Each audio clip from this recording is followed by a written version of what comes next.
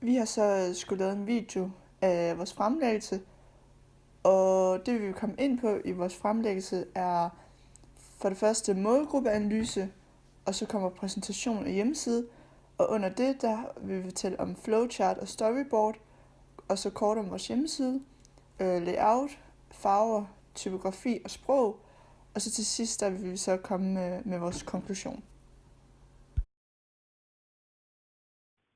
Generelt om vores målgruppe, så er de i aldersgruppen 60 plus. De fleste er enlige, og nogle er i par, og kun få har hjemmeboende børn. Størstedelen er pensioneret, og nogle arbejder stadig. Næsten alle har enten et eksamensbevis fra grundskolen eller en erhvervsuddannelse. Nogle har endda en videregående uddannelse. De bor ofte i provins eller landsbyer, men en del bor også i forstæder til de større byer, som f.eks. København. De fleste bor i huse, men en stor del bor i ejerlejligheder eller lignende. Det er kun få, der har et sommerhus, mens flere har en bil eller to. Indkomst. Størstedelen har forladt arbejdsmarkedet og tjener derfor ingen penge, men de modtager i stedet efterløn eller folkepension, og har derudover opbygget en lille formue til at leve i. De er derfor i middelklassen og arbejderklassen. Forbrugsmønster. Personer i vores målgruppe foretrækker ofte at handle i dagligvarebutikker, som f.eks. den lokale Brugs, og de er ofte på udkig efter et godt tilbud. De læser gerne gratis medier som f.eks. Samvirke eller Idényt. Rejsevaner. Ferien foregår ofte i Danmark på en hyggelig kro eller et kurophold. Ellers er det på en simpel campingtur. Hvis der snakkes om en længere ferie, foregår det ofte i et lejet sommerhus. Krydstogter er også noget, der i den grad eftertragtet. Fritidsinteresser. De nyder deres afslappende tilværelse som pensionister hjemme i huset. Havearbejde og håndarbejde er aktiviteter, der ofte dyrkes. Derudover nyder de kulturen ved at tage i teatret, til en kunstudstilling, på museum eller til en klassisk koncert en gang imellem. De dyrker motion hver uge for at holde sig i form, enten i en gymnastiksal eller ved at løbe. Flere bruger også cyklen som deres foretrukne transportmiddel. De fleste er lidt skræmt af den digitale udvikling og bruger sjældent deres computer. De tages dog fat i, når der skal kigges på deres investeringer, vejrudsigten eller information om rejser.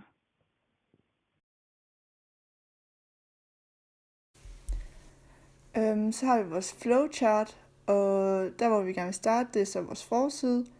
Og så har vi sådan nogle menuer, som er DK, udland, udlejning, tilbud og min side. Og ved Danmark, der har vi så undersiderne leg sommerhus, kroophold og andet. Og undersiderne til udland, det er leg sommerhus, rejsemål og hoteller.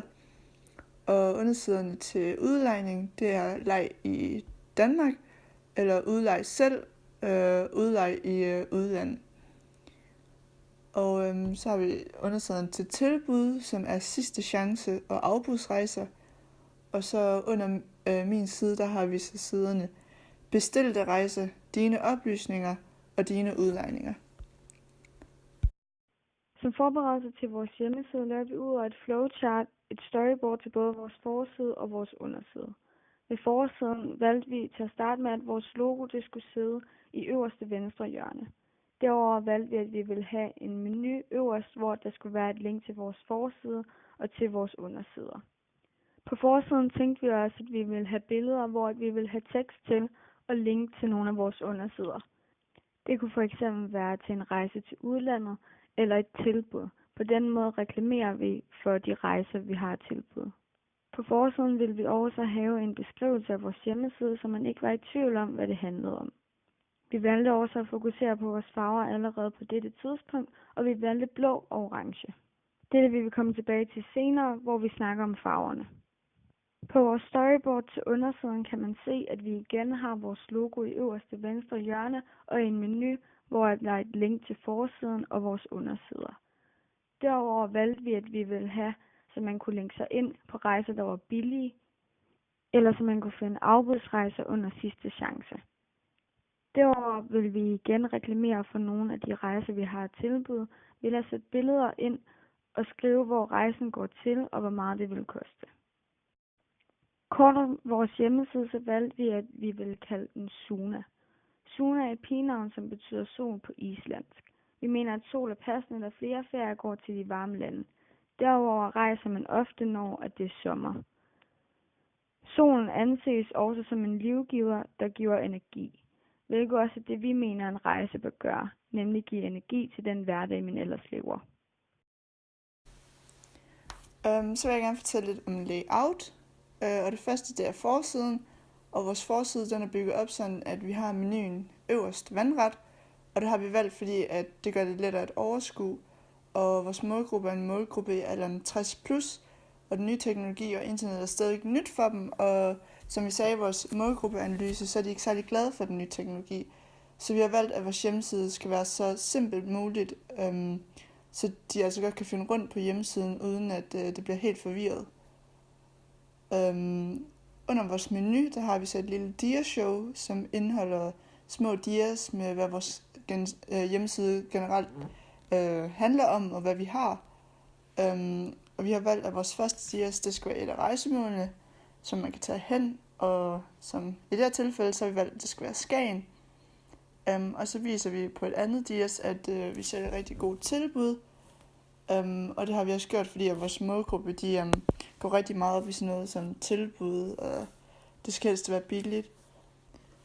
Og så til sidst, der har vi så et dias, som henvender sig til, at man kan læse lidt mere om rejsebureauet, og hvad for et rejsebureau vi er. Under vores lille dia-show, der har vi 3 bokse med 3 af vores kategorier fra menuen, og trykker man på de hvide bokse indeni, henvender sig så til den side. Og vi har valgt at designe de 3 bokse, sådan at de opfylder en af gestaltlovene, som er loven om lighed. Og de har alle 3 det samme design, men bare med 3 forskellige baggrundsbilleder. Så man kan rigtig hurtigt se, at de ligner hinanden, og det gør så, at man hurtigt opfatter, at de har noget til fælles. Og det samme har vi så også gjort med de 2 bokse lige under, som er 2 tilbud på sådan rejser.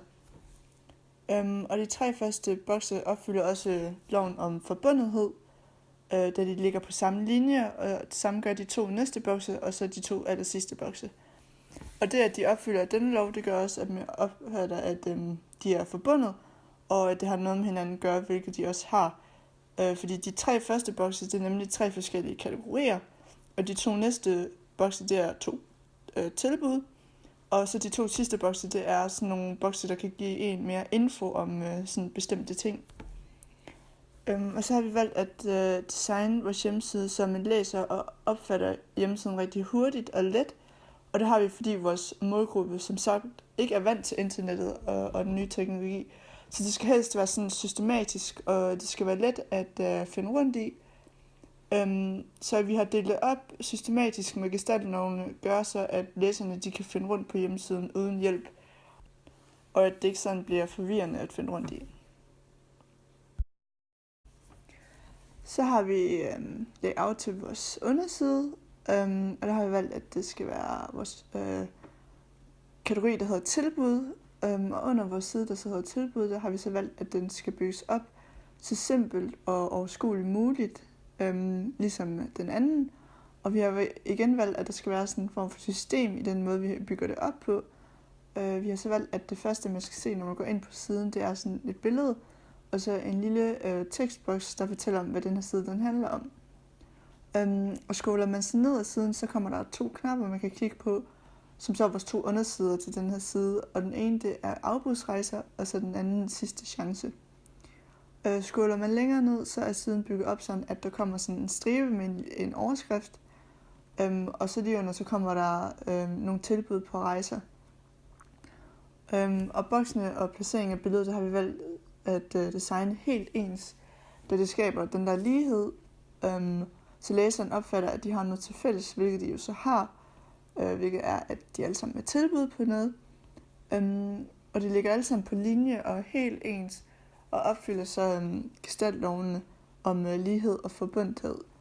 Vi har valgt at gøre det ensartet og enkelt, så vores målgruppe igen ikke bliver forvirret af, at de ligger helt sådan forskelligt. Og vores målgruppe er sådan en meget rolig og afslappende målgruppe, så det har vi også valgt, at vores hjemmeside skal se ud. Det skal se sådan meget afslappende og roligt ud og harmonisk.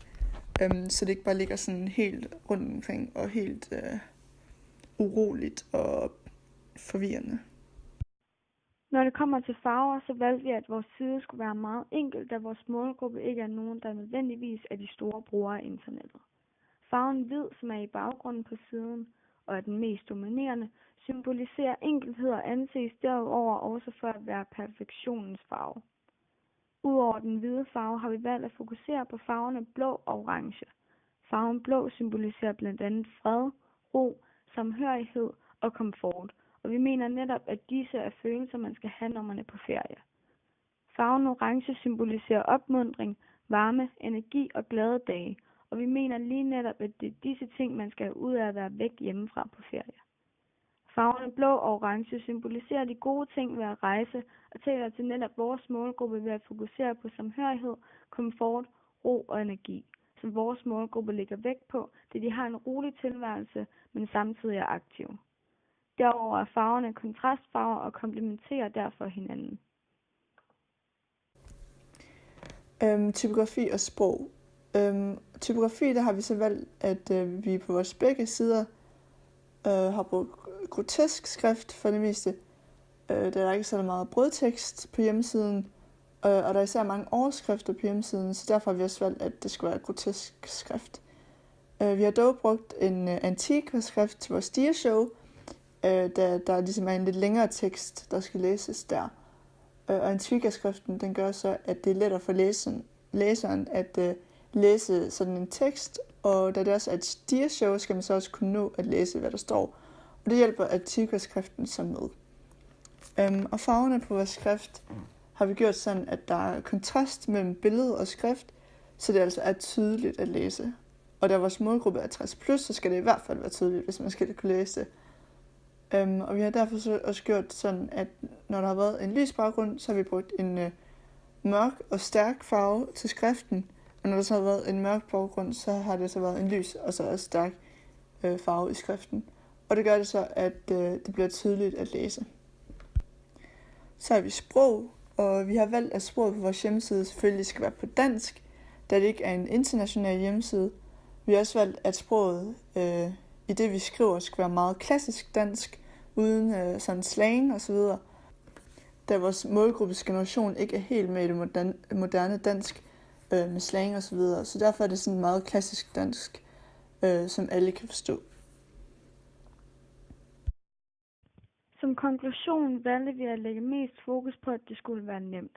Det gjorde vi både i form af layout, hvor vi gjorde, at det så enkelt og overskueligt ud. Derover valgte vi også, at der skulle være kontrast mellem baggrunden og teksten. På den måde blev det nemlig nemmere at læse. Og da vores målgruppe er ældre, er der flere af dem, der muligvis har svært ved at se, og derfor er det netop rigtig vigtigt. Vi valgte også at have undersiden tilbud, da vores målgruppe elsker et godt tilbud, og ikke er dem, der har flest penge på hånden. Vi fokuserer også meget på, at farverne passede til både vores målgruppe, men også netop det, vi prøvede at sælge, som jo var rejser.